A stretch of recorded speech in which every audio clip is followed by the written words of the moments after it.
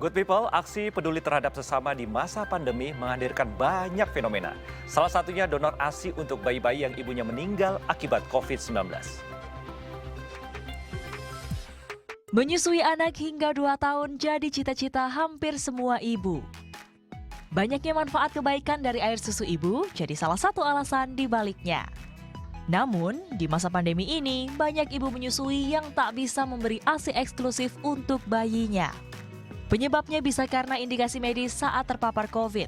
Banyak juga yang meninggal dunia karena COVID-19. Hal inilah yang mendorong terjadinya fenomena donor ASI. Tujuannya untuk memberi asupan terbaik bagi bayi yang tak lagi bisa menyusu pada ibunya. Kandungan ASI memberikan perlindungan paling baik untuk bayi. Meski begitu, mendonorkan ASI tidak bisa sembarangan. Ada sejumlah syarat yang harus dipenuhi. Pendonor ASI dipastikan dalam keadaan sehat dan sudah melalui screening hepatitis B dan C, HIV, sifilis, seperti layaknya orang yang akan mendonorkan darah.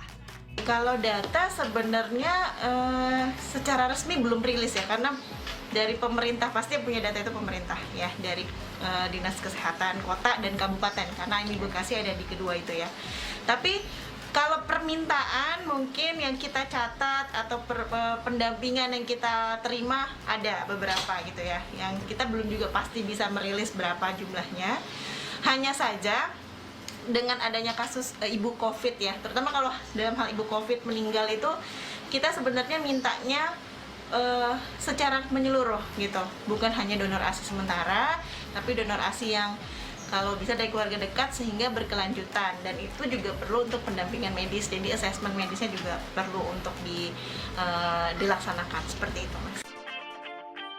Di Indonesia, aturan tentang donor ASI ini sudah masuk di dalam Peraturan Pemerintah Nomor 33 Tahun 2012 tentang pemberian ASI susu ibu eksklusif.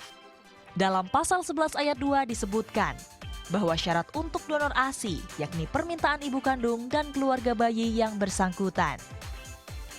Kedua identitas, agama, dan alamat pendonor ASI diketahui dengan jelas oleh ibu dan keluarga dari bayi penerima ASI. Ketiga, persetujuan pendonor ASI setelah mengetahui identitas bayi yang diberikan ASI. Keempat, pendonor ASI dalam kondisi sehat dan tidak mempunyai indikasi medis. Dan yang kelima, ASI tidak boleh diperjualbelikan. Ari Ridwan melaporkan untuk NET.